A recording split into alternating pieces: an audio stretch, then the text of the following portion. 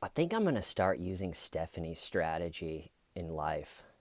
Like yesterday, the Time Warner, the cable company, I guess it's called Spectrum now, called me and they were like, your bill is 2 months late. And if it becomes 3 months late, we're going to have to shut off your service. And I was like, gee, I don't know. That was a million years ago. And they were like, sir, what are you talking about? You're just 2 months behind. And I was like, gosh, doesn't sound familiar. I'm going to have to look at my pictures. And they were like, what? And I was like, I'll just make a debit card payment. Good morning, everybody, and welcome back to True Crime Loser. Ba, ba, ba, ba, ba, ba. Yeah. Good to see you guys. So today we pick up on Crazy Face Lazarus. Spazzy Lazzy. I don't know. Yesterday we went over kind of the crime that happened and the way that she was able to not be looked at for 23 long years. And then 2 new detectives get the case, send off some DNA. DNA comes back female. They go back through the notes. Stephanie's name had come up many times. They followed her around, got a DNA from a soda, just glass that she used, soda cup, sent that off.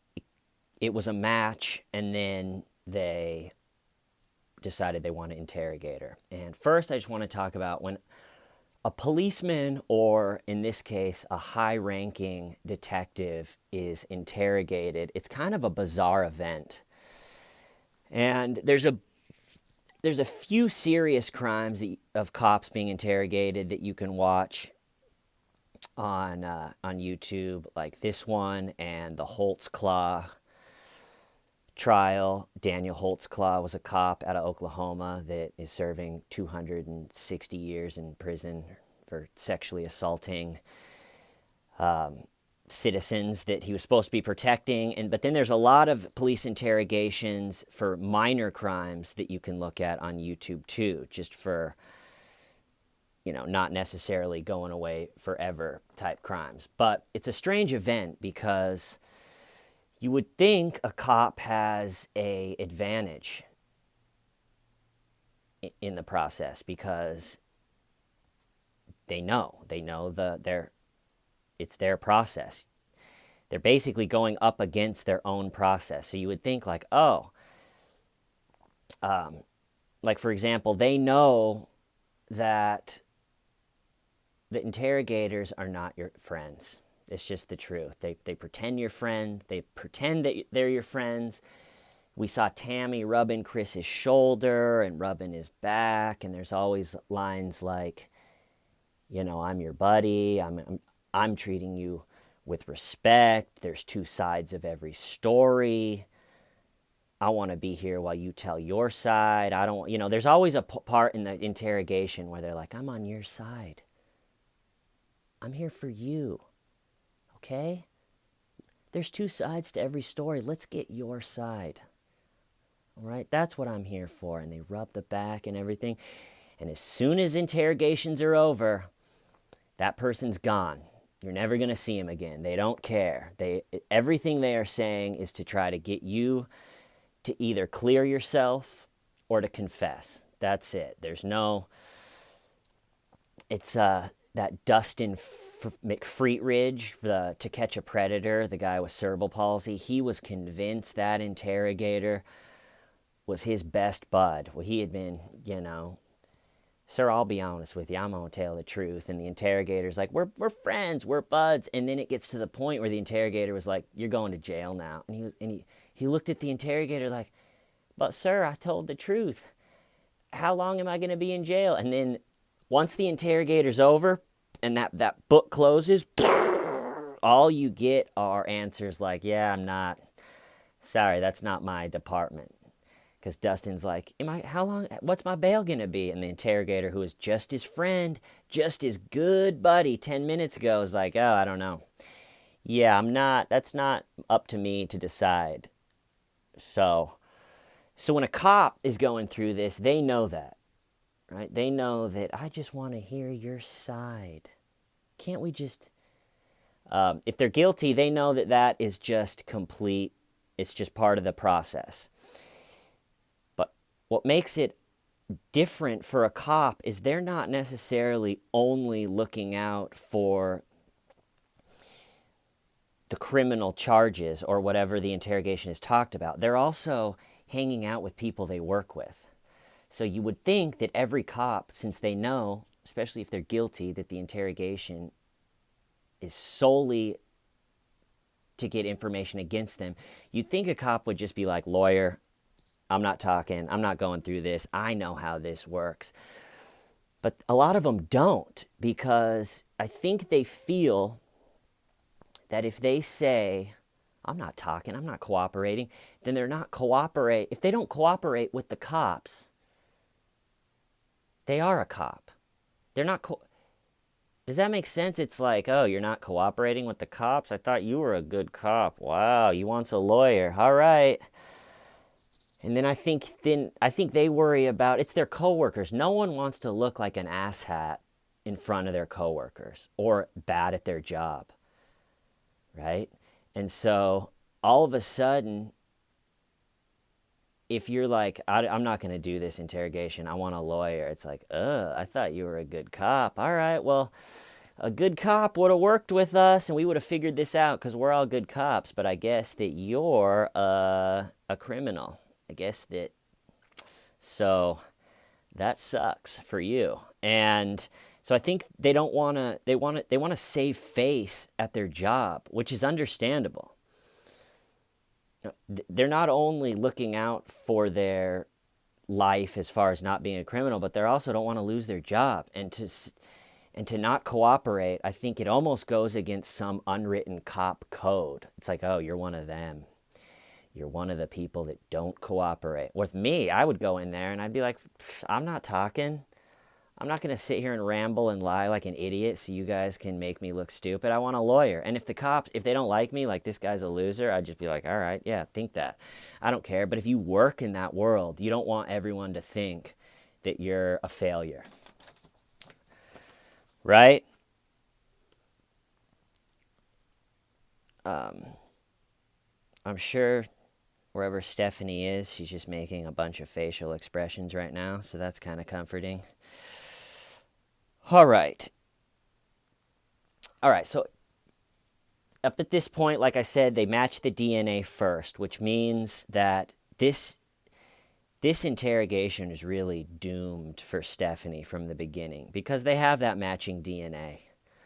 It makes it a lot easier if you just have that ace in your, up your sleeve, because if you, without that, you're just stuck with what the old Southern boys interrogating Stuyven. You're doing a lot of like, I know something's weighing on you. I know you're going to tell the truth because you're a truth teller. Hey, who's a truth teller? Or just a bunch of other strategies that someone that was able to disfigure someone's face and kill them will easily be able to just tough their way through. Or troll through if you're Stuyven. Why Stuyven?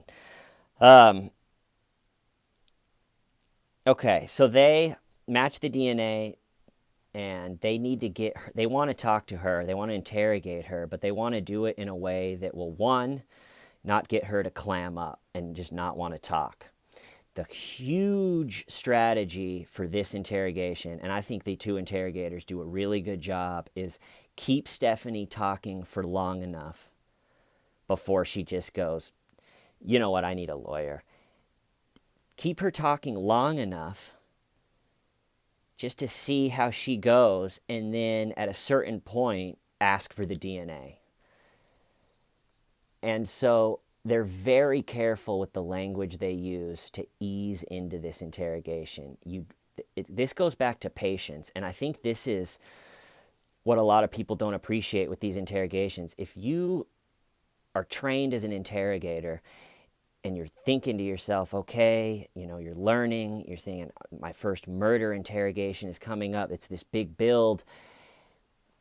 Or not even a first murder, just every time you do it, then you sit down, and it would be to time the whole thing out perfectly is really something, because it would be hard to sit down and just be like, do you know John Rutten? Do you know his wife? The DNA matches, bitch. But you can't do that. They want her to talk, so they have to really, and they use that she's a cop against her, like everything I said about how it's a strange event when a cop's being interrogated. Anytime that it gets heightened up, anytime that she's like, well, what is this? You're asking me questions about something that happened 1,000,000 years ago. Every time that she's about to just be like, I'm done, they sort of bring it back down. One of their strategies is like, all right, we're all cops here. We're just cops. We're just talking about we're talking about cop things, and we're all cops. That's it. And it works. And it sort of multiple times brings Stephanie back down to, I guess, where she wants to keep talking or where she doesn't want a lawyer. All right, but the first strategy to interrogate her is they wanted to get her separated for her gun. Like I said yesterday, interrogating someone that has a crazy face, Satan eyes, and a gun is just not a good idea. Especially someone that has already murdered someone with a gun after biting them. So they needed to get rid of her gun, and they came out with a pretty good idea that they were going to say her office is across the hall from the two detectives that have been investigating her. So they say to her, hey, Stephanie, there's a guy in the jail, and he might have information on a case that you're working on. So right off the bat, hey, we're all cops. We're all cops working on cop things. You have a crazy face, but that's okay. We're all cops. And so then they contact her, and she's wants to work with them. So they agree to meet in the jail. She turns her gun in, and they sit in this little interrogation room, and there's a hidden camera pointed right at her crazy ass face, and you don't get to see the interrogators, you just get to hear their voices. And this interrogation's great because the audio is great, the camera angle is just zoomed right in on her face, and so let's get into it. Here we go. So you would think after 23 years of being a detective and getting away with murder, she would have had some plan, something that if she ever wound up being questioned about it, even all those years later, she would have some strategy.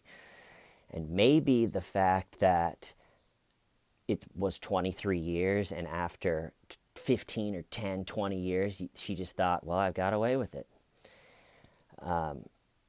Maybe she stopped worrying about it. It would be interesting to talk to a cold case, someone that went down 23 years later like that, to interview them and be like, how many times a day did you think about it? Did you think about getting caught? When you're off doing all these vacations in Hawaii and traveling, did you think about Sherry?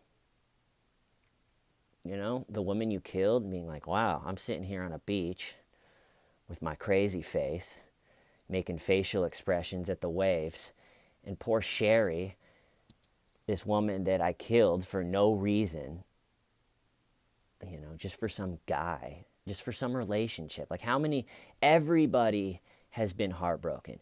Everybody has someone that was really hard to get over. And if you haven't, then you're probably either just young and it's going to happen, or I guess you're just lucky if you escaped. But everybody, I I've gotten out of relationships where it took like a year to get over, where you're just like, ugh, I'm not going to eat for another week. And I lost my train of thought. What was I talking about? I don't know. It doesn't matter. But oh yeah, if you were to interview a cold case, yeah, I just wonder, do you stay up at night worrying about it? I'm sure she had thoughts of like, man, that was dumb. Like how everybody looks back in their 20s and thinks, well, that was stupid. I can't believe I did that. And it just, to have one of those just mistakes that you made be a murder, and to look back for years and years just being like, well, that one mistake, it could ruin my whole life. I don't know, it's fascinating. So she doesn't have a strategy, which is mind-blowing. So the strategy that she's sort of forced into, which seems to be the strategy that's naturally picked up if it's sort of a surprise, if they don't have a lot of time to plan for the interrogation. Like a Chris Watts, for example, he planned the murder, in my opinion, and therefore had to have think they're gonna suspect the husband. Anytime the family goes missing, they're going to expect the husband, all right? I'm not going to cry because I have a lizard personality, and I'm sure he planned to say things. With this one, and with, like, say, Philip Markoff, who's the Craigslist killer, I think he was very surprised the police found him as quick as they did and had him in interrogation. So that's another one. The Philip Markoff, that's another one that he did that just I don't remember, basically in every question, which gets absurd, just I don't remember, because you start to look real guilty, and the ball swings really far into the detective's court if they ask you something that you can just definitely should remember, that anyone would remember. That's the other thing, too, is Stephanie's a detective. So if you're just a person in there being detective, you can just be like, yeah, I don't know, I don't remember, I'm stupid. I don't remember anything, I'm just a dum-dum. But Stephanie's a cop, so she can't just be like, yeah, I don't remember anything, I'm an idiot. Because they're like, well, you're a cop, you're a detective, you're like a head detective. So, but she goes with, I don't remember. And what seems to happen with the I don't remember strategy is, if you can't, in going so, with their minds are racing and everything's happening so quick, they can't pick what they should remember and what they can't remember. So they just end up saying they can't remember to everything, which just gets crazy. So, let's see. Like I said, the interrogators do such a great job at just easing into it. So they sit down and they say, okay, we've been looking at a case, and you keep coming up in the notes. Okay? That's just very much like cop talk. She has no idea what they're talking about. She goes, okay. Okay.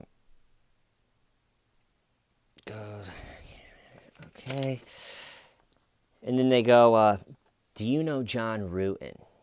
And this is where her strategy just starts to look really stupid, because instead of just being like, you mean John Rutan, someone that she dated, someone that she was obsessed with, someone that she killed his wife, someone that went to Hawaii with this guy right or after that his wife was killed by her, it's just they were in the dorms together. Someone like that, if you're trying to lie, you would just be like, yeah, I know John Rutan. What about him? I dated him. But instead, she goes, John Rutan. Yeah, I know John. And they're like, all right, did you know him well? And then we get the just barrage of information that you don't need. So all of a sudden it's like, do you know John? What was your relationship? Well, yeah, gee. I mean, it was a million years ago. We were both in the dorms together. I mean, we were in the dorms for 2 years. God, gee, I don't know. I mean, we were friends. I had a friend named Shmita. Like, she keeps bringing up some lady named Shmita. It's like, why are you, who cares about Shmita? Did you kill, She's like, oh, God, okay, yeah, like, what year is it? I mean, I went to UCLA, and let's see, I lived in the dorms, and I'm like, they're like, we asked you if you knew John Rutten. All of a sudden, you're talking about what year it is, and you have a crazy face? That's a little strange. And I wish you could see the detectives' faces during this interrogation, because she's sitting there and she's going, gosh, it was 1,000,000 years ago. And she's making, I'm sure they were looking at each other like, are you seeing this? Is she making 400 facial expressions, or is it just me? I actually want to call Guinness Book of World Records and see if I can submit this interrogation for the most facial expressions expressed in 1 hour. But I've called them for a lot of other records, so I don't know if they'll take me too seriously at this point. None of them ever worked out. But so she's just diarrhea of the details. Just, geez, I mean, what year is it? I was in the dorms, and yes, I know John Rutten. And there's a lot of, what is this about? And I think at this point, I can't imagine what's happening in her mind and body. I mean, imagine what it feels like to look up and you're being pulled over by the cops, and just for like speeding or something, and the feeling that your body goes through. And just think, after all these years,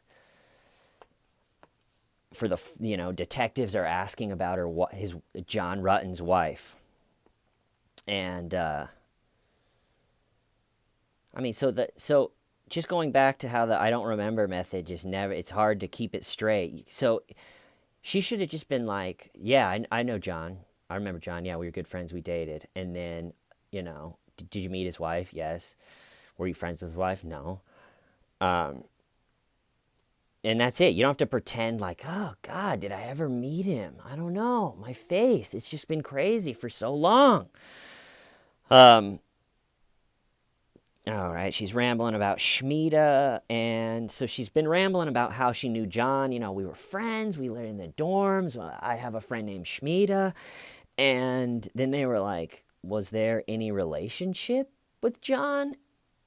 And this is the point where someone was saying in a comment on the yesterday's video that she seemed pretty believable at the very beginning, and I kind of agree until this question. So she's rambling about John.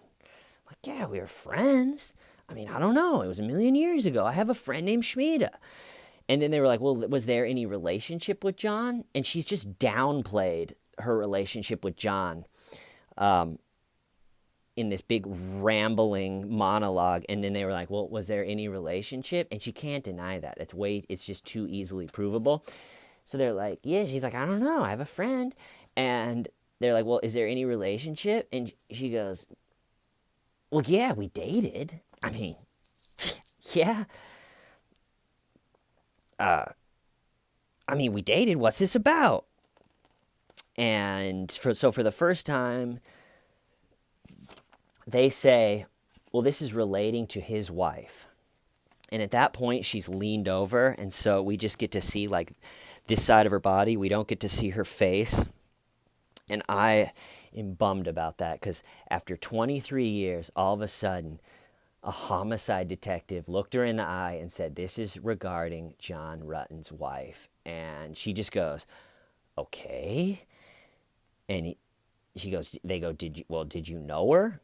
And I mean, imagine the scene that flashed in Stephanie Lazarus' mind when they asked, do you know John Rutten's wife? I mean, this is a woman that she beat her face in, shot to death, bit her. There's blood all over the walls. And did you know her? And she's like, not really. I mean, I may have met her. Geez, I don't know. It was 1,000,000 years ago. What do I even say? And then for the first time, it's almost like that she's, it's raising up, it's raising up, it's raising up. And she's like, you guys said you were going to talk to me about art. I mean, what's this about? What is going on? And then the detectives very smartly bring it back down. Bring it back down to just cops talking cops. We're all just good, respectable cops. And good, respectable cops work with each other. There's no lawyers, there's no silence. They bring it back down. So she's like, you thought we were talking about art. And what they say is well, we're looking at this case and we wanted to bring you over here and we wanted to, we told you that we were going to talk about art because, we didn't want to get the rumor mill going. We know that you're dating a cop, or we know that you're married to a cop, and we wanted to ask you about this old relationship. So, just out of respect for you, we wanted to get you away from your gun, bring you to jail, and ask you about a cold case murder. And that kind of brings her down again, where I think she realizes, like, okay, if I'm going to somehow weasel my way out of this, asking for a lawyer and shutting up is going to make me look more unlike a good cop. So it kind of settled her down. And she just looks like she's in pain at this point. Like, when they're talking, she's looking at them like that, and then, I don't know. It was 1,000,000 years ago. I taught DARE. Let's see, I taught DARE. What year is it? I'm going to have to look at my pictures. Gosh. And she's just going down this, like, just wormhole of facial expressions. Oop.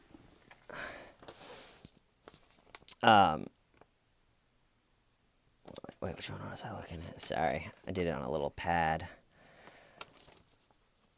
Okay. Then they ask her if she was friendly. They take a break on the wife for a little bit. Then they ask her if she was friendly with John after they broke up, which, again, it would have just been fine to say, yeah, we were. We went to Hawaii. We've been friends since college. It's horrible that his wife was murdered, but yeah, we were. But again, her mind is just racing, and she's like, man, I don't know. I'm going to have to look at my picture. I mean, I think we were. I dated other guys. He dated other girls. And, we could have been, but I don't know. And then she's like, well, we went to Hawaii together. And again, it's just like, you just end up looking so stupid to just be like, I don't know. We were kind of friendly, like we may have been, but also we went on a trip to Hawaii together. Let me check my pictures. I think I'm going to use check my pictures for the rest of my life, just with anything. If someone gets mad at me, I'm just going to be like, I'll check my pictures. They're like, what does that mean? I'm like, I don't really know, but I'll check them. Let me check my pictures. Like the boss, they're like, you've been late every day this whole month. Yeah, all right. Well, I'll check my pictures and get back to you. I'll send you an email after I check my pictures.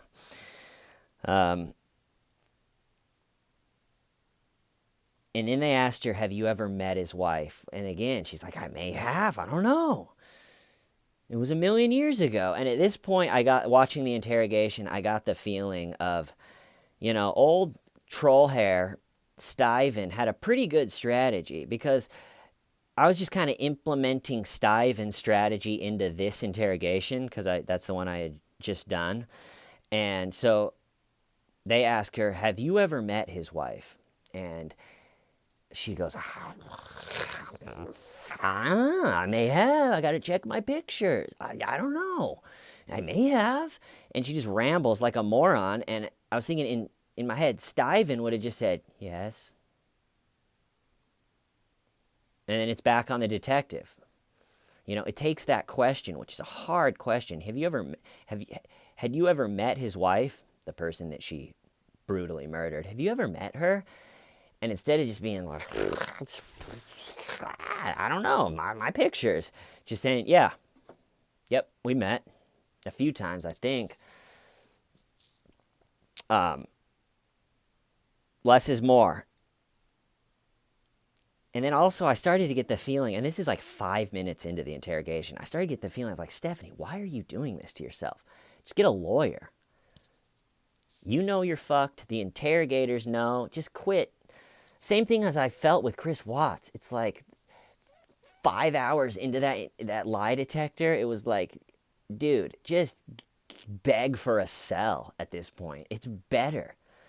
Begging for a cell at this point is better than going through that. Life in jail is better than just sitting there going, well, I got a friend named Shmita. I'll check my pictures.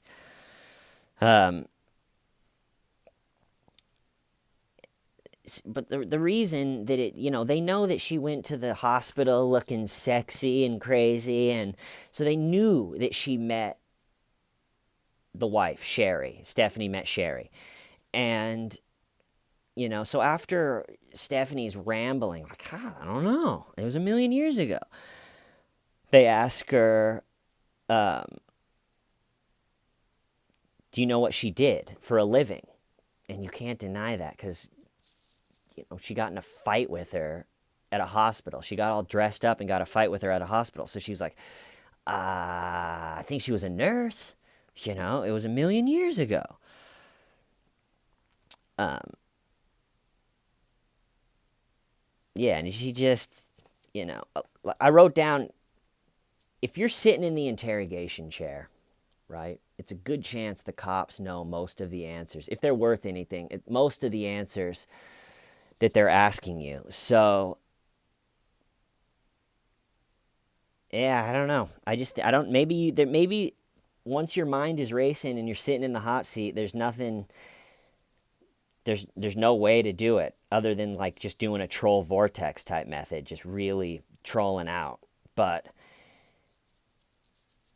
Stephanie, who's a detective, is just like anyone else in the hot seat, just rambling and not doing well. So she's like, yeah, I know she was a nurse. And they're like, well, do you know what happened to her? And this is after she was like, I don't know. I don't know if I've even met her. They were like, well, do you know what happened to her? And she was like, well, I know she got killed. I know she was killed. And this is actually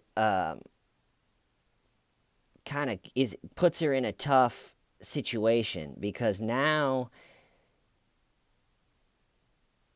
if she pulls out now, once they're talking about how Sherry was killed, it looks real guilty.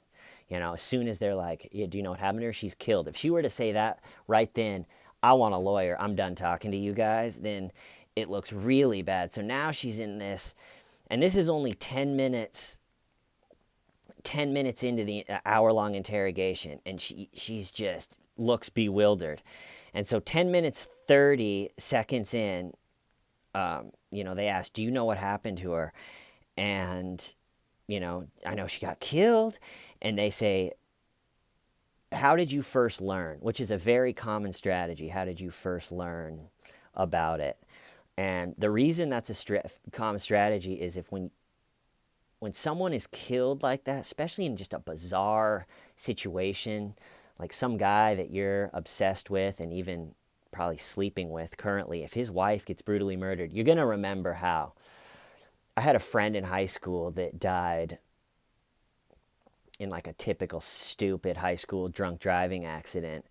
And I remember vividly how I found out. So you'll see this in a lot of interrogations, the detectives being like, how'd you find out about that murder?